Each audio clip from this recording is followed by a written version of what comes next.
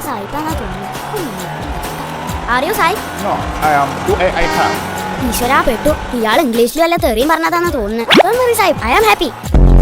എന്താ എന്നെ കൈതാന്ന് വിളിച്ച പ്രശ്നം? നിന്നെ കഴുത എന്ന് വിളിച്ചാലേ കഴുതകൾ മാനനഷ്ടത്തിന് കേസ് കൊടുക്കും. അതുകൊണ്ടാ. ആ ചിന്റു, പൽപ്പൊടി ആക്കാന്ന് ചോദിച്ചാ നിന്റെ അച്ഛനാണെന്ന് പറഞ്ഞാ മതിട്ടോ. ആ ശരി അച്ഛാ, ഓക്കെ. മരുന്ന് തന്നില്ല എന്ന് മാത്രല്ല, അയാൾ എന്നെ തല്ലുകയും ചെയ്തു. തല്ലിയോ? എടാ, നീ ആ ജംഗ്ഷനിലെ കുമാരന്റെ മെഡിക്കൽ ഷോപ്പ് തന്നെയല്ലേ പോയത്? ആ, അവിടെ തന്നെ. ഞാൻ പൽപ്പൊടി വേണോ എന്ന് പറഞ്ഞു. അപ്പൊ കുമാരേട്ടൻ ആർക്കാണെന്ന് ചോദിച്ചു. അപ്പൊ ഞാൻ പറഞ്ഞു നിന്റെ അച്ഛനാണെന്ന്. അപ്പൊ എനിക്ക് തല്ലും കിട്ടി. വേണമെങ്കിൽ എന്നെ കൈതാന്ന് വിളിച്ചോക്കി അറിയാം. അമ്മയോട് ചീത്ത കേക്കും. അതല്ല, അച്ഛനോട് തല്ല് കിട്ടും.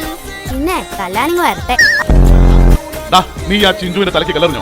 ഇല്ല അച്ഛാ, ഞാൻ സത്യമായിട്ട് എറിഞ്ഞില്ല. പിന്നെ ബാബുവേട്ടൻ പറഞ്ഞല്ലോ ഈ ചിഞ്ചുവിനെ കലറിയുന്ന കണ്ടെന്ന്. അയ്യോ അച്ഛാ, ഞാൻ സത്യമായിട്ട് ചിഞ്ചുവിനെ എറിഞ്ഞതല്ല.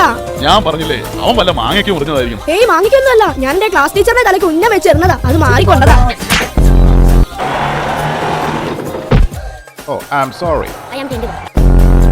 എടാ ടിൻഡു, എനിക്കെടാ സൂര്യൻ ഉദിച്ചിട്ട് എത്ര നേരമായെന്ന് അറിയോ? അതിന് സൂര്യൻ എന്നെക്കാട്ടിലും എത്ര നേരത്തെ ഉറങ്ങുന്ന ആളാന്നറിയോ?